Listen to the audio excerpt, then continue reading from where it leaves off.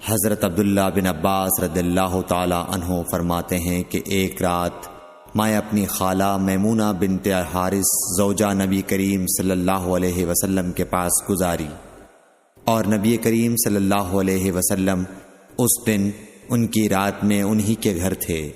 آپ صلی اللہ علیہ وسلم نے عشاء کی نماز مسجد میں پڑھی، پھر گھر تشریف لائے اور 4 رکعت نماز نفل پڑھ کر آپ سو گئے۔